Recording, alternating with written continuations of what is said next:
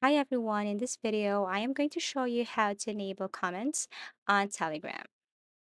So first, you just have to open your Telegram application and make sure that this one is up to date. Now, if you don't know how to create a channel on Instagram, then all you have to do is to simply click this pencil icon right here. You will see create new channel and you just have to simply click that and now you have created your channel. Next thing to do is to click your name. So you have to tap the picture or your name above, tap that one, and then click this pencil icon. Now, next, you have to look for discussion that is below channel type. Tap the add button right here. And then you have to click this create a new group. Okay, tap this.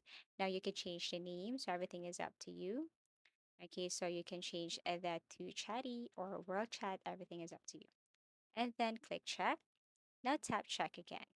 So if you go back to your channel, you will see there the option leave a comment. But first you have to message or leave a message first. Okay, so let's just say I wanted to message hello, and you will see this option leave a comment. So if you tap that one, then you can simply add another comment. So that is how to enable comments on Telegram. So you have to do that, or you have to modify the settings first, and you can now see that leave a comment where people can leave comments on that specific comment.